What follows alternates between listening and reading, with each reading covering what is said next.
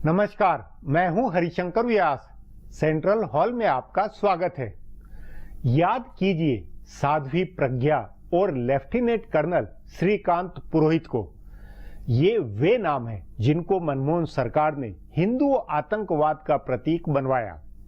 इन्हें पकड़ा तो ऐसा पकड़ा कि जमानत तक नहीं होने दी। ये 6 साल से जेल में है। मनमोहन सरकार और एनआईए ने इन पर संगठित क्राइम गिरोह चलाने के अपराध वाला मकोका एक्ट लगाया ताकि इन्हें जमानत भी न मिले। साध्वी प्रज्ञा को भारत सरकार की एनआईए नाम की संस्था ने तमाम यातनाएं दी। उसे कैंसर हुआ तब भी जमानत नहीं मिली, इसलिए कि झूठ मूठ मकोका एक्ट लगा हुआ था। मालेगांव मामले के अलावा परभनी और जालना विस्फोट में भी फंसाया गया। सचमुच मनमोहन सरकार और कांग्रेस की कथित धर्मनिरपेक्षता में प्रज्ञा और पुरोहित को हिंदू आतंकवाद का ऐसा खौफनाक चेहरा निरूपित किया जिसकी बैकग्राउंड में मकोका या कि दाऊद जैसी गैंग की बदनामी चस्पाई गई। दुनिया में इस बहाने हिंदू आतंकवाद का हल्ला हुआ। पिछले सप्ताह सुप्रीम कोर्ट की जस्टिस FM खलीफुल्ला और जस्टिस सप्रे का फैसला आया है। फैसला 2 टूक है। सुप्रीम कोर्ट ने कहा है कि इन पर मकोका लगाना गलत है, इसलिए यदि ये जमानत मांग रहे हैं तो इनका हक बनता है। सुप्रीम कोर्ट ने यह भी कहा कि इनके कथित इन्वॉल्वमेंट को लेकर पर्याप्त संदेह है, इसलिए ट्रायल कोर्ट जमानत पर विचार करे। यह खबर पिछले सप्ताह थी, लेकिन इसको लेकर कोई चर्चा नहीं हुई। बात को चुपचाप आई गई होने दिया। सोचे, केंद्र में नरेंद्र मोदी की सरकार है, भाजपा है, संघ परिवार है। बावजूद इसके सरकार ने एनआईए से जवाब तलब नहीं किया कि ऐसे कैसे इन्हें फंसाया गया, मकोका कैसे लगा। आज इस पर चर्चा है, मगर उससे पहले गपशप और खास सुर्खियां है। शुरुआत सियासी गपशप से करते हैं।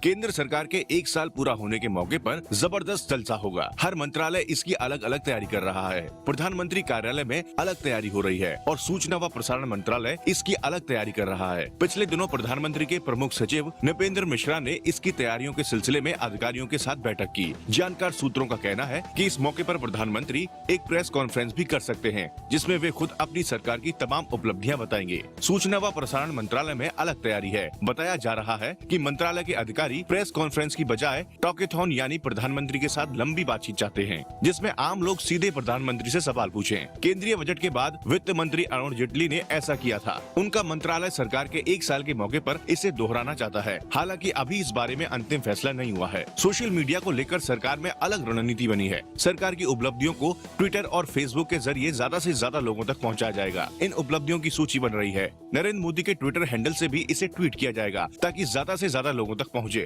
सरकार विज्ञापनों का एक बड़ा कैंपेन शुरू करने वाली है, जिसमें अलग अलग मंत्रालयों की उपलब्धियां बताई जाएंगी। पारंपरिक मीडिया, सोशल मीडिया और आउटडोर प्रचार कैंपेन की बड़ी तैयारी है। महाराष्ट्र के 2 शहरी निकायों के चुनाव का नतीजा आया है। राजनीतिक असर के लिहाज से यह बहुत बड़ी बात नहीं है, लेकिन नतीजों से प्रदेश के आगे की राजनीति के संकेत मिलते हैं। औरंगाबाद नगर निकाय चुनाव में शिवसेना ने भाजपा को पीछे छोड़ दिया है। शिवसेना भाजपा के बाद तीसरे नंबर पर असदुद्दीन ओवैसी की पार्टी MIM रही। दूसरी ओर नवी मुंबई में शरद पवार की NCP ने अकेले अपना परचम लहराया। औरंगाबाद में शिवसेना और MIM की मजबूती भाजपा के लिए चिंता की बात है। बताया जा रहा है कि MIM के उभार से शिवसेना नेताओं को फायदे की उम्मीद दिख रही है और इसलिए वे भाजपा की ज्यादा परवाह नहीं कर रहे हैं। तभी दिल्ली के भाजपा नेताओं के लिए शिवसेना को साथ रखना बड़ी चुनौती बन रही है। शिवसेना नेताओं को यह भी भरोसा है कि चाहे जो हो, भाजपा सरकार चलाने के लिए NCP का साथ नहीं लेगी। इसलिए भी शिवसेना नेता नीतिगत मसलों पर सरकार को घेर रहे हैं। भाजपा के जानकार सूत्रों का कहना है कि भूमि अधिग्रहण बिल पर सरकार को सबसे ज्यादा चिंता शिवसेना की करनी है। अगर राज्यसभा में बिल पास नहीं हो पाता है तो सरकार साझा सत्र बुलाएगी, लेकिन उसमें भी कामयाबी तभी मिलेगी जब शिवसेना का साथ हो। अन्ना DMK और बीजू जनता दल के समर्थन के बाद भी शिवसेना जरूरी है। सो अपनी मोल भाव की क्षमता बढ़ाते हुए शिवसेना ने कहा कि भूमि बिल को लेकर उसकी चिंताओं का समाधान नहीं हुआ है। दूसरे जैतापुर परमाणु संयंत्र को लेकर भी शिवसेना और भाजपा आमने सामने हैं। पिछली यूपीए सरकार के समय कांग्रेस के बारे में कहा जाता था कि वो सही समय पर फैसले नहीं कर रही है, जिससे पार्टी और सरकार दोनों की स्थिति बिगड़ रही है। कमोबेश ऐसी ही स्थिति नई सरकार में भी देखने को मिल रही है। भाजपा जरूरी राजनीतिक फैसले सही समय पर नहीं ले रही है, जिससे उसको नुकसान हो सकता है। जानकार सूत्रों का कहना है कि पश्चिम बंगाल में ममता बनर्जी की पार्टी तृणमूल कांग्रेस के कई नेता भाजपा से जुड़ने को तैयार थे। तृणमूल सांसद दिनेश त्रिवेदी के बारे में कहा जा रहा है कि वे भाजपा में आना चाहते थे, लेकिन भाजपा ने समय से फैसला ही नहीं किया। ममता के सबसे करीबी मुकुल रॉय के बारे में भी पार्टी फैसला नहीं कर पा रही है। इस बीच तृणमूल ने अपनी स्थिति सुधार ली है। ममता ने मुकुल रॉय के बेटे को भी उम्मीदवार बना दिया और दिनेश त्रिवेदी को पार्टी का उपाध्यक्ष बना दिया, सो इनका मामला ठंडा पड़ गया। इसी तरह बिहार में पूर्व मुख्यमंत्री जीतन राम मांझी भाजपा के साथ तालमेल करना चाहते हैं, पर भाजपा नेता इस बारे में फैसला नहीं कर पा रहे हैं। भाजपा में इसे लेकर दो राय हैं। कुछ नेता चाहते हैं कि मांझी को अकेले लड़ने दिया जाए, इस तरह वे जनता परिवार को ज्यादा नुकसान पहुंचाएंगे। लेकिन खुद मांझी चाहते हैं कि भाजपा उनके साथ तालमेल करे। अगर भाजपा जीतन राम मांझी और पप्पू यादव पर जल्दी फैसला नहीं करती है तो इस हालात का भी वो ज्यादा फायदा नहीं उठा पाएगी। अब आज की सुर्खियां हैं, ये लीक से कुछ हटकर है और इनसे देश की दशा दिशा को बूझ सकेंगे।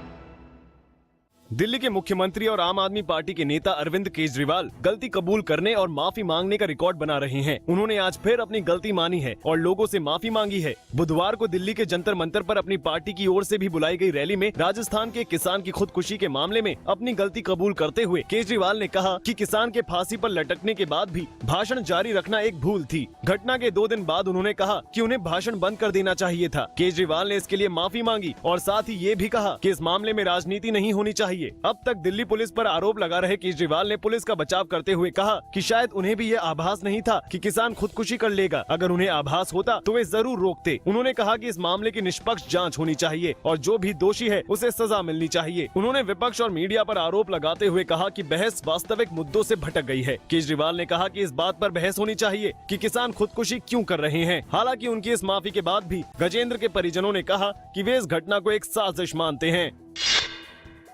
आम आदमी पार्टी की रैली में राजस्थान के किसान गजेंद्र की खुदकुशी के मामले में दिल्ली पुलिस आम आदमी पार्टी के नेताओं से भी पूछताछ करेगी। दिल्ली पुलिस के कमिश्नर BS बस्सी ने कहा है कि सबूत जुटाने के लिए आप नेताओं से पूछताछ होगी। उन्होंने बताया कि पुलिस इस बात की जांच करेगी कि जिस पत्र को गजेंद्र का सुसाइड नोट कहा जा रहा है वह वास्तव में किसने लिखा है, क्योंकि उनके घर वालों का कहना है कि चिट्ठी की लिखावट गजेंद्र की नहीं है। दूसरी ओर आपके राष्ट्रीय संयोजक और दिल्ली के मुख्यमंत्री अरविंद केजरीवाल ने कहा है कि अगर पुलिस उन्हें बुलाती है तो वे अपना बयान दर्ज कराने जाएंगे। इस मामले की मजिस्ट्रेटी जांच के बारे में दिल्ली पुलिस ने कहा कि मजिस्ट्रेट आपराधिक मामलों की जांच नहीं कर सकते, वे सिर्फ जांच पर नजर रख सकते हैं।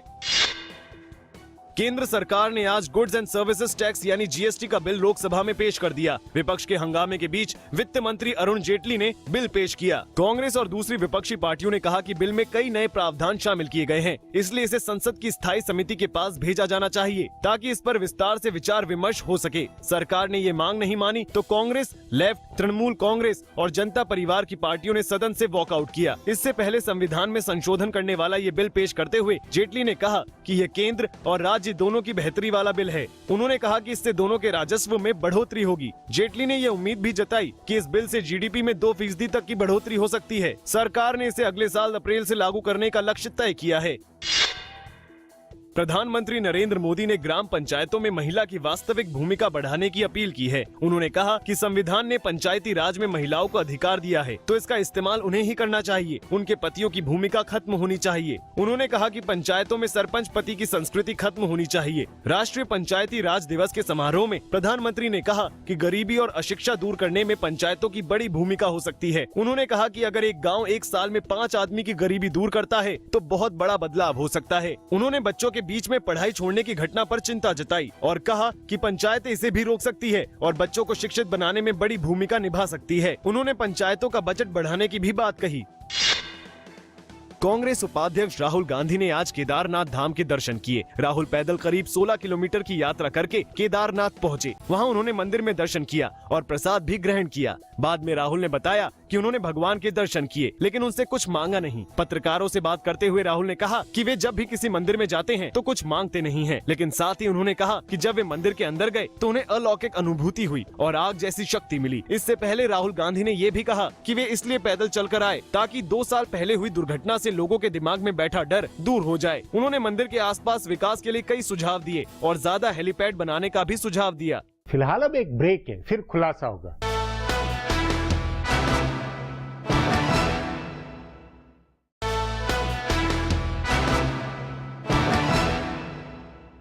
हिंदू आतंकवाद को लेकर मनमोहन सरकार और मीडिया ने जो हल्ला मचाया था, उसके पोर पोर में झूठ और बात का बतंगड़ था।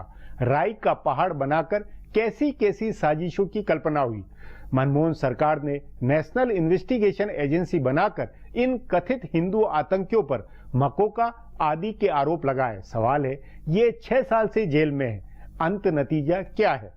इस पर आगे चर्चा करें, उससे पहले देखें मेरा ये खुलासा।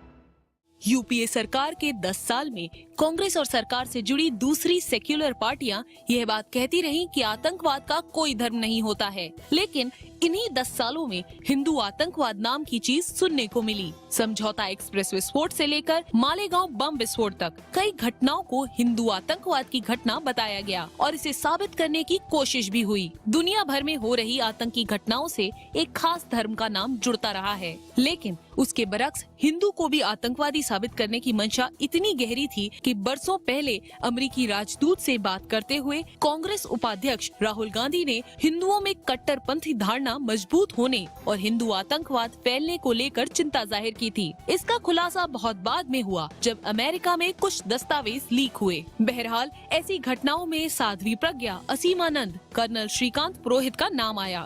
इन तीनों को पकड़कर जेल में डाल दिया गया। यह पहला मौका था जब हिंदू साधु साध्वियों को आतंकवाद के मामले में गिरफ्तार किया गया। ये पहला ही मौका था जब सेना के किसी अधिकारी के ऊपर आतंकवाद में शामिल होने का आरोप लगा और उसे जेल भेज दिया गया। इन्हें जेल में डालकर सरकार भूल गई। इनके ऊपर संगठित अपराध का सबसे सख्त कानून मकोका लगाया गया ताकि इनकी जमानत नहीं हो सके। पर अब इस पूरे प्रकरण के झूठ से पर्दा उठने लगा है। सुप्रीम कोर्ट ने मामले की सुनवाई करते हुए कहा कि मालेगांव विस्फोट के मामले में साध्वी प्रज्ञा सहित 9 लोगों की जमानत पर विचार करते हुए मकोका के सख्त प्रावधानों का संज्ञान लेने की जरूरत नहीं है।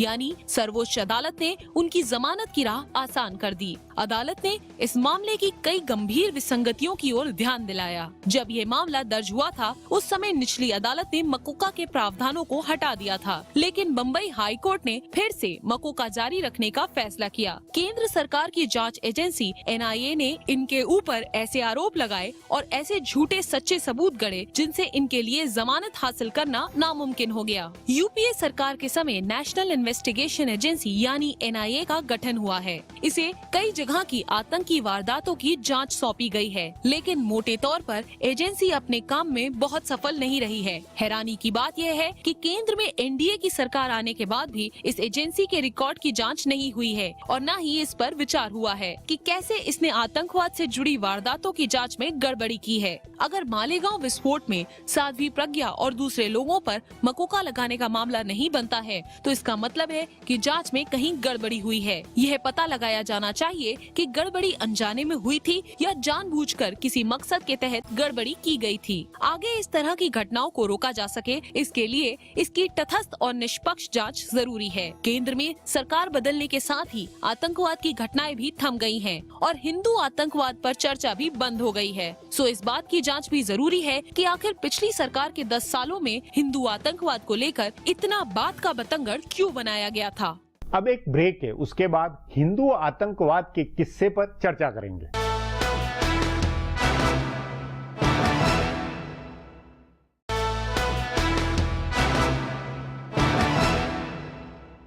RSS और संघ परिवार के इंद्रेश आदि कई मनमोहन सरकार की हिंदू आतंकवाद की जिद में फंस रहे थे। उस नाते मोदी सरकार के आने के बाद NIA की इस पूरी जांच की ईमानदारी से समीक्षा करते हुए उसे जवाबदेह बनाना चाहिए था कि बताएं कि मकोका के सबूत कहां हैं, लेकिन मोदी सरकार ने कुछ नहीं किया। इस पर चर्चा के लिए आज मेरे साथ वरिष्ठ पत्रकार विनीत नारायण है।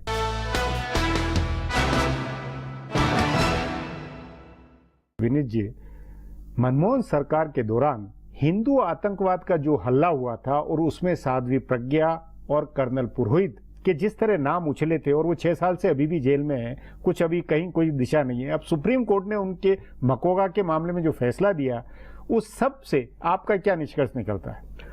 देखिए, सबसे बड़ी बात तो यह है कि हिंदू आतंकवादी बनाने का काम उनको किया यूपीए सरकार ने।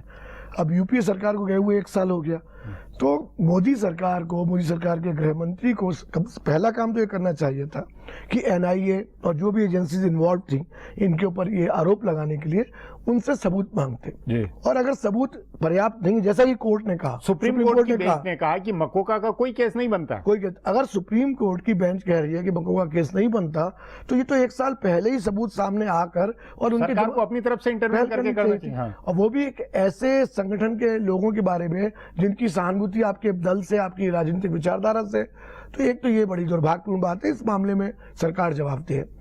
रही बात दूसरी कि उनके ऊपर जब आरोप लगाया गया, ये आपने देखा कि कई मामलों में देश में, चाहे वो भले वो मुस्लिम, मतलब वो उनके लिए भी हो, उनको भी जिस तरह आप लंबे नक्सलवाद के भी लोगों का हो, हमारी विचारधारा ना मिलती हो, चाहे वो हिंदू संगठन है, कानून के बारे में माना जाता है कि कानून की आंख पर पट्टी बनी होती है, वो न्याय करता था राजू। लेकिन सरकारें, राजनीतिक रूप से सक्षम लोग और ऐसे लोग जो समझौता नहीं करना चाहते, जो व्यवस्था के खिलाफ प्रश्न खड़े करते हैं, ऐसे लोगों को हैरेस करने के लिए सरकारें उन पर ऐसे आरोप लगाती हैं, ऐसे कानूनों में उनको बांधती हैं कि उनको जमानतें ना मिलें, वो प्रताड़ित हों, लंबे समय तक जेल में डाल के रखती हैं।